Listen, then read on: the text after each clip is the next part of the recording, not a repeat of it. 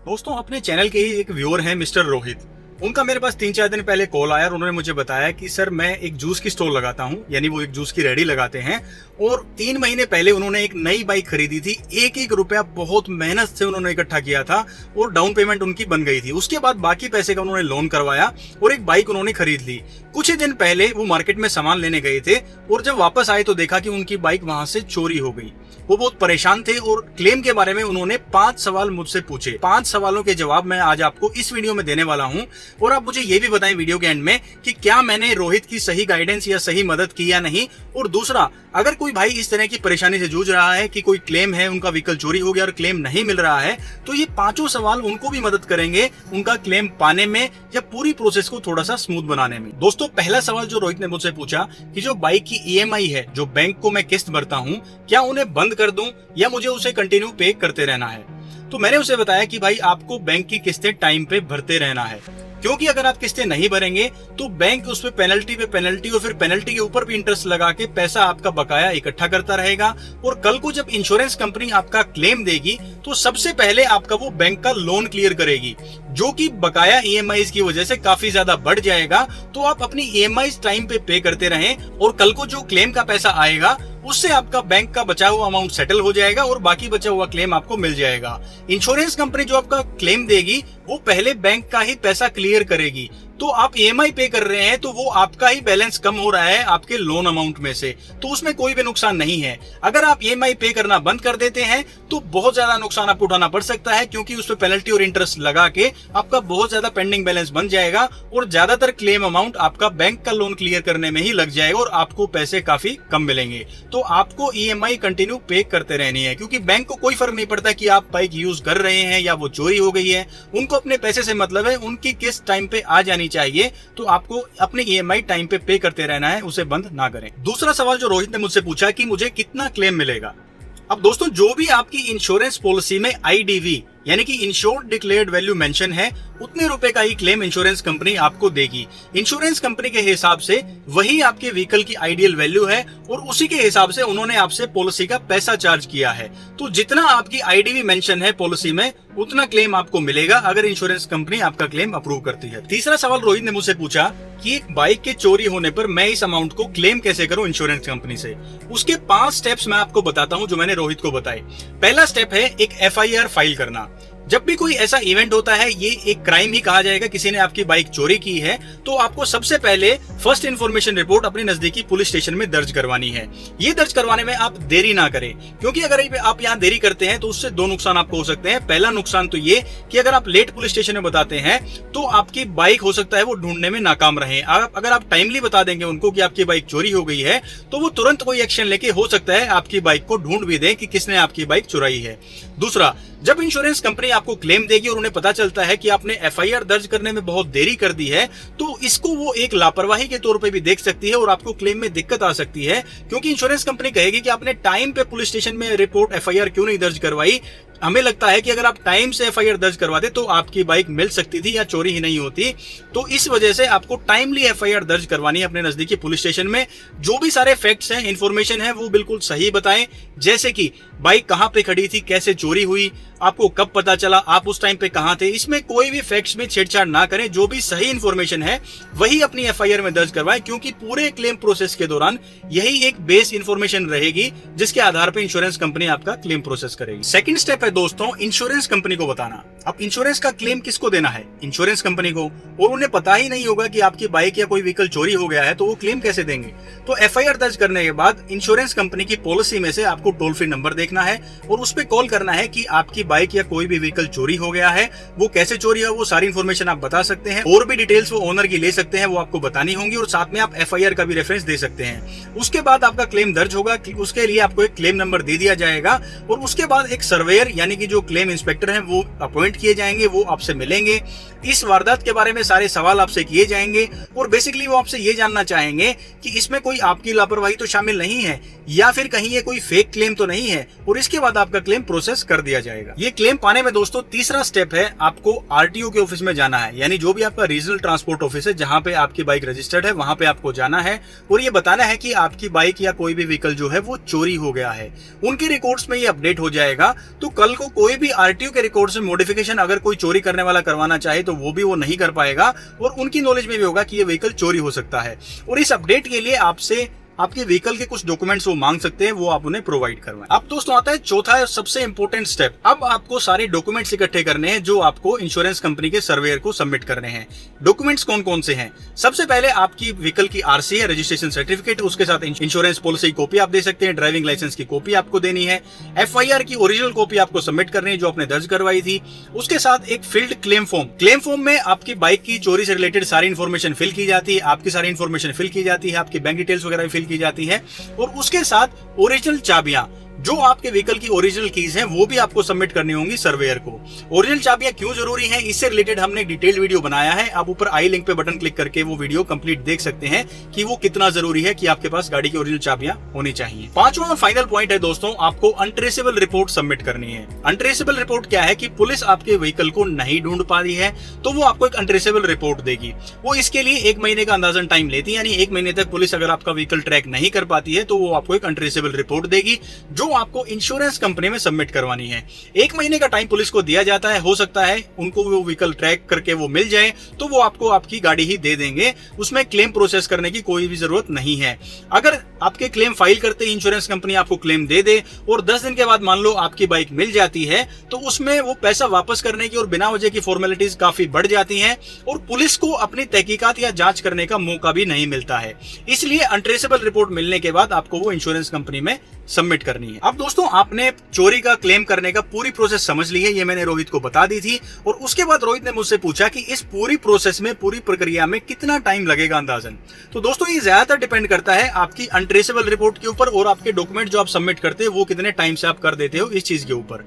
और अगर इसमें कोई क्लेम में डाउट नहीं मिलता है कंपनी को तो वो आपका क्लेम जल्दी प्रोसेस कर देते हैं और आपकी अनट्रेसेबल रिपोर्ट मान लो 1 महीने के बाद ही मिल जाती है तो 1.5 से 2 महीने में आपका क्लेम अमाउंट आपके अकाउंट में आ जाएगा। लेकिन अगर अनट्रेसेबल रिपोर्ट मिलने में ही 2-3 महीने लग जाते हैं तो आपका क्लेम मिलने का टाइम भी साथ साथ बढ़ जाएगा। और अगर इंश्योरेंस कंपनी अपने इन्वेस्टिगेशन में कोई टाइम ज्यादा लगा देती है, उनको कुछ डाउट मिलता है या कोई शक होता है जिसको वो ट्रैक कर रहे हैं, इसके लिए वो ज्यादा टाइम अगर लगाते हैं तो वो भी वो अपना टाइम ले सकते हैं। अब मेन दिक्कत कहाँ आती है? पुलिस स्टेशन में। अनट्रेसेबल रिपोर्ट पाने के लिए बहुत सारे चक्कर काटने पड़ते हैं, क्योंकि ऐसा जरूरी नहीं है कि हर पुलिस स्टेशन में हर जो भी पुलिस ऑफिसर है वो कोऑपरेटिव हो या आपकी मदद करने का इच्छुक हो। तो वहां पे आपको किसी भी सोर्स से, चाहे आप लोकल किसी इंपैक्ट से, किसी से भी आप रेफरेंस से या खुद आप बार बार फॉलो अप करें, अपनी अनट्रेसेबल रिपोर्ट टाइम से लें पुलिस स्टेशन से, ताकि इंश्योरेंस कंपनी आपका क्लेम टाइम पे प्रोसेस कर सके। अगर जितनी लेट आपकी अनट्रेसेबल रिपोर्ट होगी उतना ही लेट आपका क्लेम भी होता जाएगा। तो अगर आपकी अनट्रेसेबल रिपोर्ट टाइम पे है तो 1.5 से 2 महीने में आपका क्लेम मिल जाएगा। अगर वो और ज्यादा डिले होती है तो वो डिपेंड करता है कितनी लेट आपकी रिपोर्ट मिलती है, तो उतना ही आपका क्लेम भी डिले हो जाएगा। अब दोस्तों इतनी बात जानने के बाद रोहित के मन में एकदम से सवाल आया कि सर ये तो हमारी सारी क्लेम पाने की बात होगी कि सब कुछ ठीक ठाक हो रहा है तो इंश्योरेंस कंपनी मुझे क्लेम दे देगी, लेकिन अगर इंश्योरेंस कंपनी ने मेरा क्लेम मना कर दिया तो मैं क्या करूं? मैं कहां पे इसकी शिकायत मैं कहां पे करूं या कैसे अपने क्लेम को पाऊं? तो उसके लिए भी मैंने उनको 5 स्टेप बताए हैं जो स्टेप बाय स्टेप वो प्रोसेस को फॉलो कर सकते हैं और अपने क्लेम को पा सकते हैं।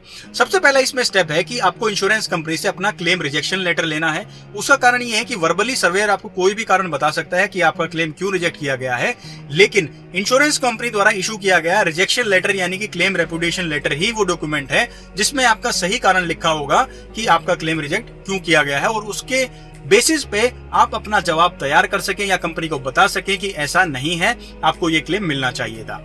दूसरा स्टेप आपको जाना है इंश्योरेंस कंपनी के ग्रीवेंस डिपार्टमेंट में।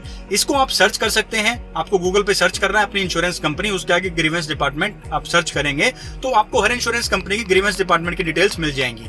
वहां पे उनकी ईमेल आईडी आपको मिलेगी, एड्रेस मिलेगा और साथ में फोन नंबर भी मिलेगा। आप ईमेल के द्वारा या फिर लेटर लिख के भी उनको शिकायत लिख सकते हैं कि आपकी कंपनी में हमने एक ये क्लेम फाइल किया था और हमें लगता है कि क्लेम को अच्छे से, जो उसकी क्लेम की प्रोसेस है वो अच्छे से फॉलो नहीं की गई, प्लीज इसमें दोबारा देखिए और क्लेम को प्रोसेस करवाइए। तो इंश्योरेंस कंपनी आपकी क्लेम को दोबारा रीचेक करवाएगी और अगर उसमें कोई चूक हुई है और उसमें कोई फॉल्ट हुआ है तो हो सकता है आपका क्लेम अप्रूव हो जाए। और अगर ग्रीवेंस डिपार्टमेंट में भी आपका समाधान नहीं होता है, फिर आपको अगले स्टेप पे जाना है IRDA में। IRDA एक रेगुलेटरी बॉडी है जो इंश्योरेंस कंपनीज के ऊपर काम करती है और वो ये देखती है कि पॉलिसी होल्डर्स का कोई भी हित जो है, कोई भी उनका राइट है, वो एक्सप्लॉइट ना किया जाए, उनका शोषण ना हो। तो आपको IRDA के जो स्क्रीन पे आपको फोन नंबर दिख रहा है, इस पे कॉल करके कंप्लेंट करनी है और उनको बताना है कि आपका ऐसे क्लेम आया था, जेन्युइन क्लेम था और किसी इनवैलिड रीजन की वजह से जो भी आपके रेपुटेशन लेटर में लिखा है वो आप उनको बता भी सकते हैं कि इस वजह से मेरा क्लेम रिजेक्ट कर दिया गया और मुझे नहीं लगता ये सही कारण है। उसके बाद आप ये जो शिकायत है IRDA में, ये ऑनलाइन भी कर सकते हैं। इसका लिंक मैं आपको डिस्क्रिप्शन में दे रहा हूं, उस पर क्लिक करके आप अपनी बात लिख के भी उन तक पहुंचा सकते हैं।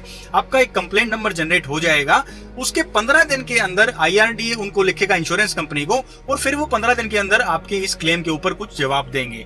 अगर वो जवाब सेटिस्फैक्टरी है तो आप अपना क्लेम प्रोसेस करवा सकते हैं। कुछ आपसे एडिशनल इन्फॉर्मेशन मांगी जा सकती है, आपको वो देनी है। लेकिन अगर वो आपका क्लेम आप भी डिनाई कर देते हैं, फिर अगला स्टेप आता है इंश्योरेंस ओम्बड्समैन का, बीमा लोकपाल का। बीमा लोकपाल एक ऑटोनोमस बॉडी है जो सारी इंश्योरेंस कंपनीज के ऊपर जो क्लेम के मामले, कोई भी डिस्प्यूट के मामले हैं, वो देखती हैं। वहां पे आपको अपनी बात लिखनी है। इंश्योरेंस ओम्बड्समैन के ऑल ओवर इंडिया के एड्रेस आपको ऑनलाइन गूगल पे सर्च करते ही मिल जाएंगे। आपको सर्च करना है insurance ombudsman in India, offices in India. आप सर्च करेंगे, आपको पूरी लिस्ट मिल जाएगी जो आपके नजदीकी ओम्बड्समैन का ऑफिस है, बीमा लोकपाल का ऑफिस है। वहां पे लिखित में आपको अपनी शिकायत देनी है और साथ में आप सारे क्लेम से रिलेटेड जो भी डॉक्यूमेंट्स हैं, इंश्योरेंस कंपनी का क्लेम रिजेक्शन लेटर, आपकी RC, आपकी इंश्योरेंस पॉलिसी, साथ में जो भी आपकी FIR की डिटेल्स हैं, जो भी शिकायतें आपने लिखी हैं ग्रीवेंस डिपार्टमेंट को या फिर IRDA को, उन सबकी डिटेल्स आपको बीमा लोकपाल में भेज देनी है। बीमा लोकपाल में अपनी शिकायत दायर करने के लिए 2 कंडीशन है। पहला तो ये कि कोई भी कोर्ट केस आपने फाइल ना किया हो, तभी आप बीमा लोकपाल में जा सकते हैं। और दूसरी कंडीशन है दोस्तों कि आपके क्लेम को रिजेक्ट हुए 1 साल से ज्यादा नहीं होना चाहिए। यानी जब आप इंश्योरेंस ओम्बड्समैन में शिकायत करेंगे तो आपका क्लेम रिजेक्ट हुए 1 साल से ज्यादा टाइम ना हो, नहीं तो आप इंश्योरेंस ओम्बड्समैन में अप्लाई नहीं कर पाएंगे। वहां पे भी अगर आपकी शिकायत का निपटारा नहीं होता है और वहां पे भी कोई सुनवाई नहीं होती है या कोई फेवरेबल डिसीजन आपको नहीं मिलता है, तो फिर आपको फाइनल स्टेप है कि आप लीगली कोर्ट के थ्रू जा सकते हैं। आप इंश्योरेंस कंपनी के ऊपर केस फाइल करें और वहां से अपना क्लेम पा सकते हैं। अब दोस्तों ये वो 5 सवाल हैं जिनके जवाब मैंने रोहित को दिए और मैं उम्मीद करता हूं कि उन्हें उनका क्लेम जरूर मिल जाएगा। और जो मेरे भाई ये वीडियो देख रहे हैं, जो इस तरह की सिचुएशन फेस कर रहे हैं, कोई व्हीकल उनका चोरी हो गया है, चाहे वो कार हो चाहे वो बाइक हो, तो इन्हीं बातों का ख्याल रख के अपना क्लेम प्रोसेस करें, आपको क्लेम जरूर मिलेगा।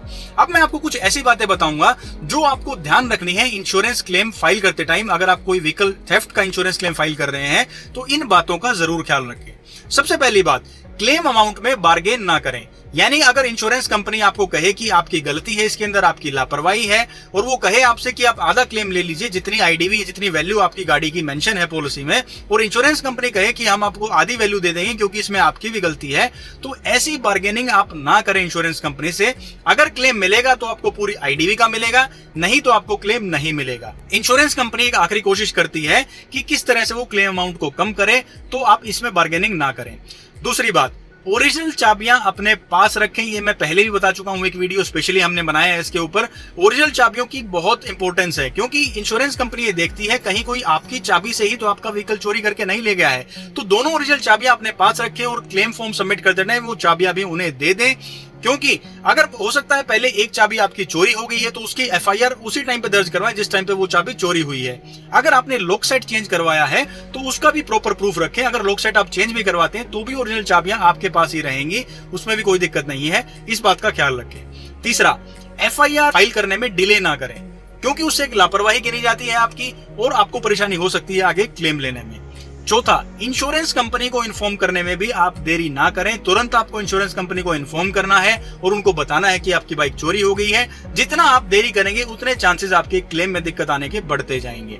और 5वां पॉइंट ये है, जब आप नई बाइक खरीदते हैं तो आपको 5 साल की पॉलिसी मिलती है जिसमें से 1 साल का कंप्लीट इंश्योरेंस होता है और अगले 4 साल का सिर्फ थर्ड पार्टी होता है। तो अगले 4 साल की जो ओन डैमेज पॉलिसी है, जो आपकी बाइक की कवरेज के लिए पॉलिसी है, वो जरूर रिन्यू करवाएं।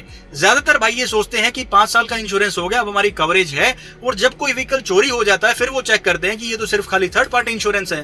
तो अपनी ओन डैमेज पॉलिसी को अगले 4 साल में रिन्यू करवाएं ताकि आपका रिस्क भी कवर रहे। और एक फाइनल एडवाइस है दोस्तों कि भाई जो भी इंफॉर्मेशन आप दे रहे हो ना एफआईआर में, क्लेम फॉर्म में, क्लेम इंटीमेशन में, जब आप बीमा कंपनी को बता रहे हैं क्लेम के बारे में, तो वो सब सारी चीजें, फैक्ट्स आपको बिल्कुल क्लियर बताना है। जैसे कि आप कहाँ पे थे उस टाइम पे, गाड़ी की लोकेशन क्या थी, क्या टाइम हुआ था जब आपको पता चला, कैसे पता चला। तो इसमें अगर आप कोई इन्फॉर्मेशन ट्विस्ट करेंगे, छेड़छाड़ करेंगे, तो इंश्योरेंस कंपनी आपके ही स्टेटमेंट से खेल के आपका क्लेम डिनाई कर देगी। तो इसमें जितनी हो सके सच्चाई रखें, क्योंकि सच्चाई अगर आप एक बार बताएंगे, बार बार बताएंगे, तो वो स्टेटमेंट सेम ही रहेगी, उसमें आपको ज्यादा सोचना नहीं पड़ेगा। अब दोस्तों ये थे रोहित के 5 सवाल और उनके जवाब जो मैंने उनको दिए, और मैं उम्मीद करता हूं कि उनको उनका क्लेम जल्दी ही मिल जाएगा। किसी और भाई को भी अगर परेशानी आ रही है तो इन जवाब से वो फायदा उठा सकता है और अपनी क्लेम की प्रोसेस को आसान बना सकता है।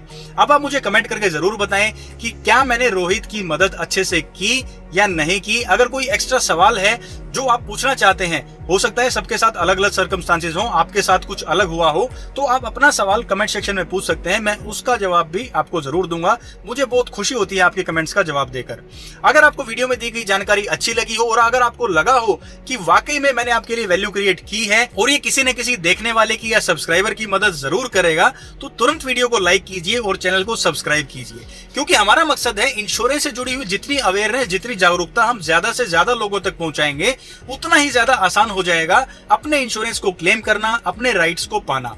अब सब्सक्राइब और लाइक करने से क्या होगा, YouTube की एल्गोरिदम देखेगी कि यहाँ पे कोई वैल्यू क्रिएट कर रहा है किसी फील्ड में, किसी व्यूअर को वीडियो अच्छा लग रहा है, किसी को चैनल अच्छा लग रहा है, तो वो ज्यादा से ज्यादा लोगों तक इस वीडियो को पहुंचाएगी और ज्यादा लोगों तक वीडियो पहुंचने से ज्यादा लोगों तक ये इंफॉर्मेशन जाएगी। तुरंत वीडियो को लाइक कीजिए और चैनल को सब्सक्राइब कीजिए। तो दोस्तों मैं हरविंदर सिंह अब आपसे लेता हूं इजाजत, मिलूंगा आपसे अगले वीडियो में, और मैं वादा करता हूं आपसे कि इंश्योरेंस से जुड़े हुए ऐसे ही इंफॉर्मेशनल वीडियोस मैं हमेशा आपके लिए लाता रहूंगा। तो अपना ख्याल रखिए, खुश रहिए और स्वस्थ रहिए। जय हिंद।